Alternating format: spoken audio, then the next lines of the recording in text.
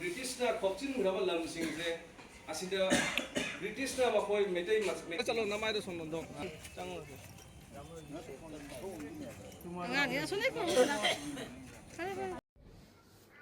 Hoi me ampuna ku khram jari ngasi September tang kunthra 2025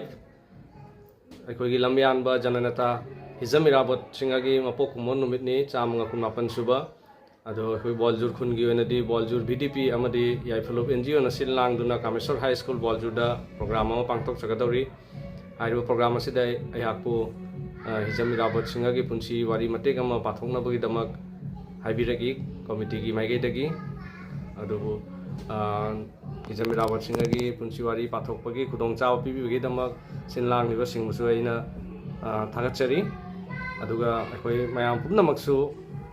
masa masa gi khunda natraga kanagum organization na pangthok people leragadi mayam pumnamaksu program asibu saruk yabi hoina su haijari adu ai chalaga ai program asi ai video namduna channel asida thangacharake mayamna channel asibu subscribe tawduna yengbiu amasung share tawbiramu adu ai chalaga amu video sinamaga amu thangacharake thank you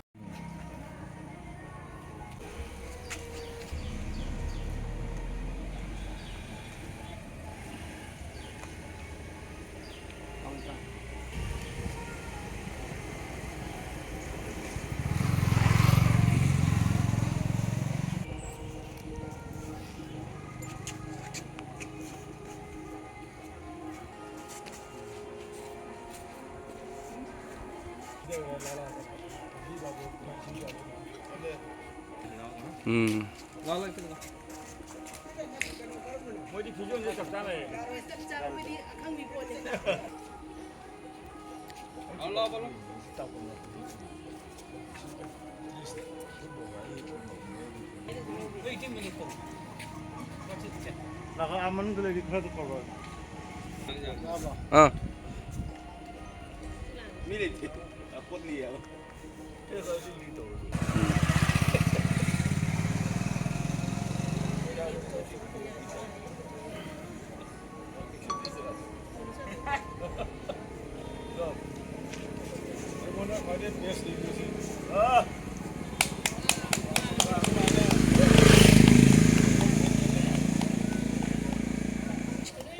Oi, gari di jamu. Gari lambi jamu side tala dong.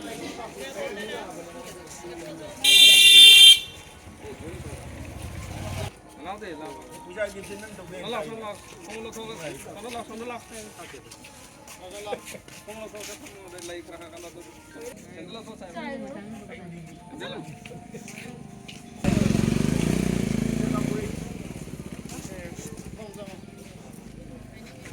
Foto ke mamang na cari deh kalau kamu. Sonde chalo namai do son do chang ngan ya sonde ko na kare ba ngan ando ko मन कल्टी में आदम आदम चंगा नोय चाय बोलो दी चंगा competition चलो ना तो चाय रो ना चाय रो तो संगो लो तो संगो लो तो चाय रो संगो लो तो चंगा lấy kháng đâu lấy trà đâu mà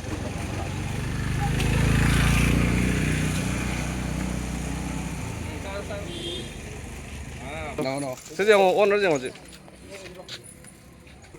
đi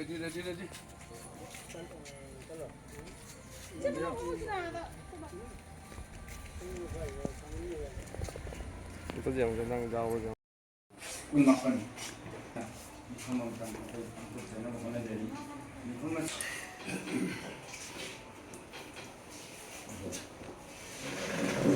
Thank you. No ya guna ni ya kanu.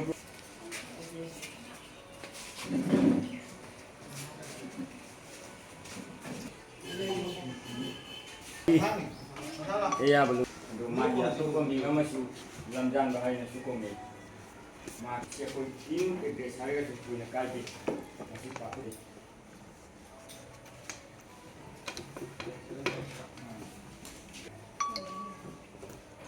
Lamyan ba miyang iluching ba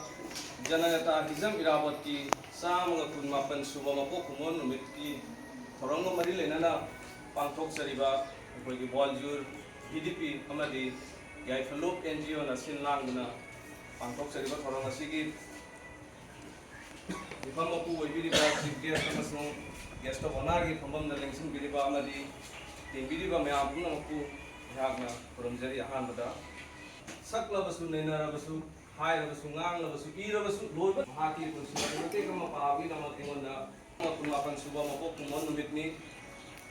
ꯂꯝꯌꯥꯟꯕ ꯑꯁꯤ ꯍꯤꯖꯝ ꯏꯔꯥꯕꯣꯠ ꯁꯤꯡ ꯏꯪ ꯀꯨꯝꯖꯥ 1933 ꯁꯦꯞꯇꯦꯝꯕꯔ ꯇꯥꯡ 30 ꯄꯤꯁꯨꯝꯊꯣꯡ ꯑꯣꯏꯅꯥꯝ ꯂꯩꯀꯥꯏꯗ ꯄꯣꯛꯈꯤ꯫ ꯃꯍꯥꯛꯀꯤ ꯑꯄꯣꯛꯄꯒꯤ ꯃꯤꯡ ꯍꯤꯖꯝ ꯏꯕꯨꯡꯉꯣ ꯁꯤꯡꯍ꯫ ꯉꯁꯥꯏꯒꯤ ꯕ꯭ꯔꯤꯇꯤꯁꯅ ꯈꯣꯞꯆꯤꯟꯈ꯭ꯔꯕ ꯂꯝꯁꯤꯡꯁꯦ ꯑꯁꯤꯗ ꯕ꯭ꯔꯤꯇꯤꯁꯅ ꯃꯈꯣꯏ ꯃꯩꯇꯩꯒꯤ ꯗꯤꯁꯤ ꯕꯪꯂꯥ ꯍꯥꯏꯅ ꯑꯩꯈꯣꯏ ꯁꯥꯔꯤꯕ ꯃꯇꯝ ꯑꯃꯗ ꯏꯅꯒ ꯈꯨꯠꯄ ꯂꯩꯔꯝꯃꯤꯁꯦ ꯈꯨꯠꯅ ꯁꯥꯔꯒ ꯋꯥ ꯎꯅ ꯁꯥꯔꯒ ꯍꯥꯏꯔꯤꯕ ꯏꯝꯐꯥꯜ ꯃꯌꯣꯟꯗ ꯂꯩꯔꯤꯕ ꯌꯨꯝ ꯑꯁꯦ ꯃꯩ ꯆꯥꯛꯄ ꯀꯔꯤ ꯃꯔꯝꯗꯒꯤ ꯆꯥꯛꯈꯤꯕꯅꯣ ꯁꯥꯍꯦꯕꯁꯤꯡꯗꯨꯅ ꯆꯦꯛꯁꯤꯟ ꯊꯧꯔꯥꯡ ꯀꯌꯥꯝꯅ ꯂꯣꯏꯅ ꯇꯥꯏꯅꯁꯜꯂꯒ ꯃꯔꯥ ꯇꯥꯏꯅꯁꯜꯂꯒ ꯑꯁꯨꯃꯥꯏꯅ ꯑꯣꯔꯗꯔ ꯑꯃ ꯊꯣꯛꯈꯤ꯫ ꯌꯨꯝꯁꯤꯡ ꯑꯁꯦ ꯑꯃꯨꯛ ꯃꯩꯇꯩ ꯄ꯭ꯔꯖꯥ ꯃꯌꯥꯝꯅ ꯁꯥꯔꯒ ꯁꯤꯡꯒꯗꯕꯅꯦ꯫ ꯂꯥꯛꯈꯤꯕ ꯃꯇꯝꯗꯨꯗ ꯅꯨꯄꯤ ꯃꯌꯥꯝꯅ ꯑꯗꯨꯒꯤ ꯃꯊꯛꯇ ꯅꯨꯄꯥꯁꯤꯡꯗꯒꯤ ꯑꯁꯨꯃꯥꯏꯅ ꯕ꯭ꯔꯤꯇꯤꯁ ꯁꯔꯀꯥꯔꯒꯤ ꯃꯥꯌꯣꯛꯇ ꯑꯁꯦꯡꯕ ꯃꯔꯥ ꯂꯩꯕ ꯅꯨꯃꯤꯠ ꯑꯁꯤꯗ ꯂꯩꯕꯥꯛ ꯏꯔꯥꯡ ꯍꯧꯕ ꯅꯨꯃꯤꯠꯅꯤ, ꯂꯥꯟ ꯍꯧꯕ ꯅꯨꯃꯤꯠꯅꯤ, ꯄꯤꯛꯂꯤꯕ ꯏꯔꯥꯕꯣꯠꯁꯨ ꯃꯐꯝ ꯃꯔꯥꯡ ꯈꯪꯗꯅ ꯃꯥꯡꯈꯤ꯫ ꯍꯥꯏꯔꯤꯕ ꯅꯨꯃꯤꯠ ꯑꯁꯤꯗ ꯁꯤꯒꯤ ꯌꯥꯏꯐꯔꯕ ꯆꯤꯡ ꯂꯦꯝꯂꯕ ꯅꯨꯃꯤꯠ ꯂꯝꯌꯥꯟꯕ ꯃꯤꯌꯥꯝꯒꯤ ꯂꯨꯆꯤꯡꯕ ꯖꯅꯅꯦꯇꯥ ꯍꯤꯖꯝ ꯏꯔꯥꯕꯣꯠꯀꯤ 118 ꯁꯨꯕ ꯃꯄꯣꯛ ꯀꯨꯝꯑꯣꯟ ꯅꯨꯃꯤꯠꯀꯤ ꯊꯧꯔꯝꯒ ꯃꯔꯤ ꯂꯩꯅꯅ ꯄꯥꯡꯊꯣꯛꯆꯔꯤꯕ ꯑꯩꯈꯣꯏꯒꯤ ꯕꯣꯜꯖꯨꯔ ꯚꯤꯗꯤꯄꯤ ꯑꯃꯗꯤ ꯌꯥꯏꯐꯂꯣꯞ NGOꯅ ꯁꯤꯟ ꯂꯥꯡꯗꯨꯅ ꯄꯥꯡꯊꯣꯛꯆꯔꯤꯕ ꯊꯧꯔꯝ ꯑꯁꯤꯒꯤ ꯃꯤꯐꯝ ꯃꯄꯨ ꯑꯣꯏꯕꯤꯔꯤꯕ ꯆꯤꯐ ꯒꯦꯁꯠ ꯑꯃꯁꯨꯡ ꯒꯦꯁꯠ ꯑꯣꯐ ꯑꯣꯅꯔꯒꯤ ꯐꯝꯐꯝꯗ ꯂꯦꯡꯁꯤꯟꯕꯤꯔꯤꯕ ꯑꯃꯗꯤ ꯌꯦꯡꯕꯤꯔꯤꯕ ꯃꯌꯥꯝ ꯄꯨꯝꯅꯃꯛꯄꯨ ꯑꯩꯍꯥꯛꯅ ꯈꯨꯔꯨꯝꯖꯔꯤ꯫ ꯑꯍꯥꯟꯕꯗ ꯉꯁꯤ ꯖꯅꯅꯦꯇꯥ ꯍꯤꯖꯝ ꯏꯔꯥꯕꯣꯠꯀꯤ ꯄꯨꯟꯁꯤ ꯋꯥꯔꯤ ꯂꯤꯗꯨꯅ ꯁꯩꯊꯥꯗꯨꯅ ꯅꯨꯃꯤꯠ ꯅꯤꯅꯤ 118 ꯁꯨꯕ ꯃꯄꯣꯛ ꯀꯨꯝꯑꯣꯟ ꯅꯨꯃꯤꯠꯅꯤ꯫ ꯂꯝꯌꯥꯟꯕ ꯑꯁꯤ ꯍꯤꯖꯝ ꯏꯔꯥꯕꯣꯠ ꯁꯤꯡ ꯏꯪ ꯀꯨꯝꯖꯥ 1933 ꯁꯦꯞꯇꯦꯝꯕꯔ ꯇꯥꯡ 30 ꯄꯤꯁꯨꯝꯊꯣꯡ ꯑꯣꯏꯅꯥꯝ ꯂꯩꯀꯥꯏꯗ ꯄꯣꯛꯈꯤ꯫ ꯃꯍꯥꯛꯀꯤ ꯑꯄꯣꯛꯄꯒꯤ ꯃꯤꯡ ꯍꯤꯖꯝ ꯏꯕꯨꯡꯉꯣ ꯁꯤꯡꯍ ꯑꯃꯗꯤ ꯑꯄꯣꯛꯄꯤꯒꯤ ꯃꯤꯡꯅ ꯍꯤꯖꯝꯑꯣꯡꯕꯤ ꯆꯣꯡꯊꯥꯝ ꯅꯤꯉꯣꯜ ꯊꯝꯕꯥꯜ ꯉꯥꯟꯕꯤ ꯀꯧꯔꯤ꯫ ꯃꯍꯥꯛꯀꯤ ꯄꯨꯟꯁꯤ ꯋꯥꯔꯤ ꯑꯁꯤ ꯃꯈꯥ ꯆꯠꯊꯔꯤꯉꯩꯗ ꯑꯩꯍꯥꯛ ꯃꯅꯤꯄꯨꯔꯒꯤ ꯏꯇꯤꯍꯥꯁꯀꯤ ꯋꯥꯔꯤꯗ ꯈꯖꯤꯛ ꯐ꯭ꯂꯦꯁꯕꯦꯛ ꯍꯥꯏꯕꯗꯤ ꯏꯇꯤꯍꯥꯁꯀꯤ ꯋꯥꯔꯤꯗ ꯈꯖꯤꯛ ꯍꯟꯅ ꯌꯦꯡꯍꯟꯅꯤꯡꯉꯤ ꯃꯌꯥꯝꯗ꯫ ꯋꯥꯔꯤ ꯑꯁꯤ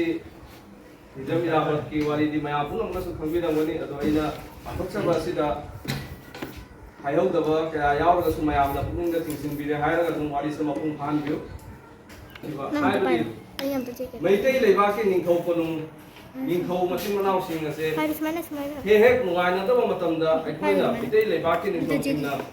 ꯃꯩꯇꯩ ꯂꯩꯕꯥꯛꯀ ꯊꯪꯅꯕ ꯌꯨꯝꯊꯪꯅꯕ ꯂꯩꯕꯥꯛ ꯍꯥꯏꯕꯗꯤ ꯕꯔꯃꯥ ꯗꯦꯁ ꯍꯧꯖꯤꯛ ꯍꯥꯏꯔꯒꯅ ꯃ꯭ꯌꯥꯟꯃꯥꯔ ꯍꯥꯏꯔꯤꯕ ꯗꯦꯁ ꯑꯁꯤꯗ ꯆꯪꯖꯔꯦ ꯍꯥꯏꯔꯒ ꯂꯥꯟꯗꯥꯍꯟꯕ ꯃꯩꯇꯩ ꯂꯩꯕꯥꯛꯇ ꯅꯠꯇ꯭ꯔꯒ ꯂꯥꯟ ꯇꯥꯅꯕꯒꯤ ꯃꯣꯏꯗ ꯕꯥꯔꯇꯣꯟ ꯇꯧꯁꯟꯕ, ꯂꯥꯟꯗꯥꯍꯜꯂꯒ ꯃꯥꯒꯤ ꯅꯛꯅꯕ ꯅꯠꯇ꯭ꯔꯒ ꯅꯤꯡꯊꯧ ꯁꯤꯡꯍꯥꯁꯟ ꯃꯨꯟꯕꯒꯤ ꯆꯠꯅꯕꯤ ꯑꯃ ꯍꯦꯛ ꯇꯧꯔꯝꯃꯤ ꯑꯩꯈꯣꯏ ꯃꯩꯇꯩ ꯂꯩꯕꯥꯛ ꯑꯁꯤꯗ꯫ ꯑꯗꯨꯅ ꯃꯔꯝ ꯑꯣꯏꯗꯨꯅ ꯃꯇꯝ ꯑꯗꯨꯗ ꯌꯥꯝꯅ ꯆꯥꯎꯔꯕ ꯈꯨꯗꯣꯡꯊꯤꯅꯤꯡꯉꯥꯏ ꯑꯣꯏꯔꯕ ꯇꯝꯊꯤꯅꯤꯡꯉꯥꯏ ꯑꯣꯏꯔꯕ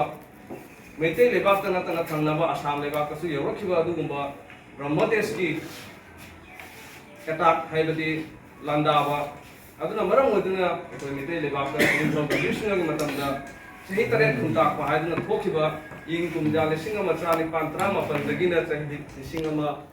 1913 ꯐꯥꯎꯕꯗ ꯆꯍꯤ 9 ꯈꯨꯟꯇꯥꯛꯄ ꯍꯥꯏꯔꯒꯁꯨ ꯈꯪꯅꯕ ꯑꯩꯈꯣꯏ ꯃꯩꯇꯩꯒꯤ ꯄꯨꯋꯥꯔꯤꯗ ꯑꯗꯨꯒꯨꯝꯕ ꯇꯝꯊꯤꯅꯤꯡꯉꯥꯏ ꯑꯣꯏꯔꯕ ꯊꯧꯗꯣꯛ ꯑꯃ ꯊꯣꯛꯈꯤ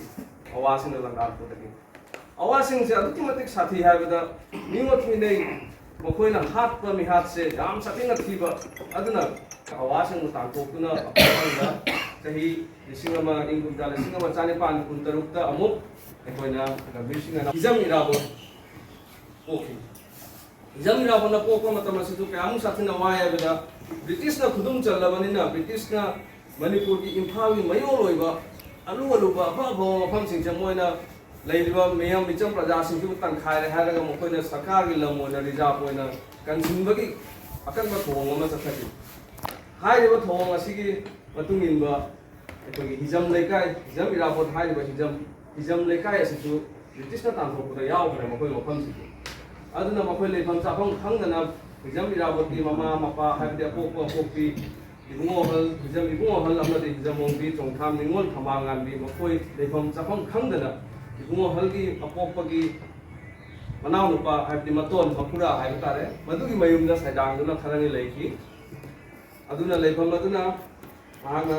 ꯆꯠꯈꯤꯕ ꯃꯐꯝ ꯑꯗꯨꯗꯤ ꯏꯁꯨꯝꯊꯣꯡ ꯍꯥꯏꯕ ꯃꯐꯝꯗꯨꯒꯅꯤ ꯍꯥꯏꯔꯤꯕ ꯃꯐꯝ ꯑꯗꯨꯗ ꯄꯣꯛꯇꯣꯔꯤꯕꯅꯤ ꯑꯩꯈꯣꯏ ꯍꯤꯖꯝ ꯑꯉꯥꯡ ꯑꯁꯤ ꯑꯗꯨꯅ ꯂꯩꯐꯝ ꯆꯥꯐꯝ ꯈꯪꯗꯅ ꯃꯈꯨꯔꯥꯒꯤ ꯃꯌꯨꯝꯗ ꯁꯩꯗꯥꯡꯗꯨꯅ ꯂꯩꯔꯤꯉꯩ ꯃꯇꯝ ꯑꯁꯤꯗ ꯃꯈꯣꯏꯒꯤ ꯑꯃꯠꯇ ꯉꯥꯏꯔꯕ ꯃꯆꯥ ꯍꯤꯖꯝ ꯏꯔꯥꯕꯣꯠ ꯍꯤꯖꯝ ꯏꯕꯨꯡꯑꯣꯍꯜ ꯑꯃꯗꯤ ꯆꯣꯡꯊꯥꯝ ꯅꯤꯉꯣꯜ ꯈꯝꯕꯥꯡꯉꯥꯟꯕꯤꯅ ꯄꯣꯛꯆꯔꯦ ꯑꯗꯨꯒꯤ ꯃꯇꯨꯡ ꯑꯗꯨꯗꯗꯤ ꯑꯉꯥꯡ ꯃꯌꯥꯝ ꯄ꯭ꯔꯣꯒ꯭ꯔꯥꯝꯁꯨ ꯂꯣꯏꯕꯒꯤ ꯃꯇꯥꯡ ꯑꯃ ꯌꯧꯁꯤꯜꯂꯛꯑꯦ ꯑꯗꯣ ꯉꯁꯥꯏ ꯑꯉꯥꯡꯁꯤꯡꯅ ꯑꯥꯔꯠ ꯇꯧꯈꯤꯕꯗꯣ ꯑꯥꯔꯠ ꯀꯝꯄꯤꯇꯤꯁꯟ ꯇꯧꯈꯤꯕꯗꯣ ꯑꯗꯨꯒꯤ ꯗꯤꯁꯇ꯭ꯔꯤꯕ꯭ꯌꯨꯠ ꯇꯧꯕꯒꯤ ꯃꯇꯥꯡ ꯑꯃ ꯂꯥꯛꯑꯦ ꯑꯗꯣ ꯍꯧꯖꯤꯛ ꯃꯣꯏ ꯄ꯭ꯔꯥꯏꯖ ꯗꯤꯁꯇ꯭ꯔꯤꯕ꯭ꯌꯨꯠ ꯇꯧꯗꯣꯔꯤ ꯑꯗꯣ ꯉꯁꯤꯒꯤ ꯄ꯭ꯔꯥꯏꯖꯁꯦ ꯃꯣꯏꯒꯤ ꯐꯥꯔꯁ ꯁꯦꯀꯦꯟ ꯊꯥꯔꯠꯅꯦꯕꯀꯣ ꯐꯥꯔꯁꯇ ꯂꯩꯔꯤꯁꯦ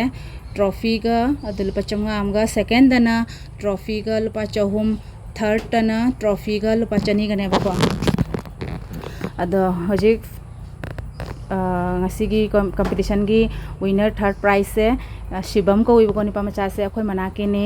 ma yam phajana yekhre na hai yam phaje na ma na yek pado ko do ma third prize phange adu ma su ai confuse hoi ni ko amana mono hai smai thangalu kai na hai to aju harau boy kari hoi nungai ni ko moi su wakhan do aduga second dana akhoi nauni pa ai kuton gi macha nu pa चिंखई कौबको चिंखईना फंगी माना second लेरिसे ट्रॉफीगा लुपा 200 तो मासु याम हराव जानिदा माय ममिंग लाउथोरकपसिगको मा युमदगा याम हराव हरावनका लाइपोनी प्राइस का से पूरगा याम नुंगाय मोय उबदा अदे हजे मा कौथोखरे मा मक ट्रॉफीगा हजे मायगे करि हानि पैसागा पिरनी मखुत्ता सिनारनी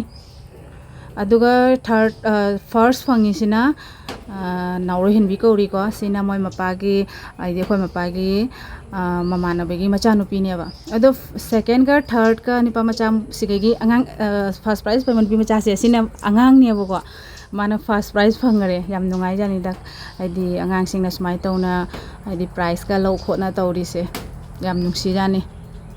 आइदि याम नुंगाई सुमाइना तौबसेको आइदि अंगांग पुनमक सुमाइ तौहनिंग आई चनुपासु पार्टिसिपेट तौरिको अदो मा बुदि प्राइज फंगक्ते तो कैसुम खल्लुदे पार्टिसिपेट तौरिबोदुनिको अखैदि मरु ओइबदि चनु माना इचंग थौना पार्टिसिपेट तौरिदो अदुनि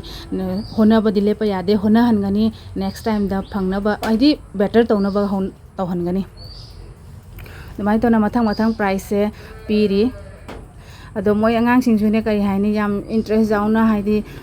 प्रोग्राम दो हाइदि जाउहिबको अदो माइना हाइदि कइ हाइनि सुमाइना खुन द सुमाइना प्रोग्राम पांथोकपसे मैते अखोइगिदि याम चाउथोकनिङाइनि तो मैमसो कमेंट दा हाइबिरओ करम खुंदा हिजम इराबोट की प्रोग्राम से तौरी हाइबदो कमेंट दा हाइबिरओ मफमगा लोइना मफम करम मफम दा तौरी हाइदो हाइबिरओ फर्स्ट प्राइज लौबा ट्रॉफी लौवा चंगाई मैम सूम ताइनिको सुमाइ तो फुगत थांगलु गाय मो नोमि के तौरा थांगलिबोनी नुंसिद्राको द मैम हसिगो नदी प्रोग्राम से सु मतंग सिगा लोसिंजरगे द मैम प्रोग्राम से कमाय तौरे दे मैम हाइबिरमो अदुगा आइगी वीडियो से मैम नुंगाइबिरगदि लाइक तौबिरो शेयर तौबिरो अदुगा सब्सक्राइब तौबा कौबिगनो अदुगा मैम आइगी वीडियो से असोयंगाम यारसु मैम नुंगापिगनि हाइना खल्ले अदुदि मतंग सिगा लोसिंजरगे बाय।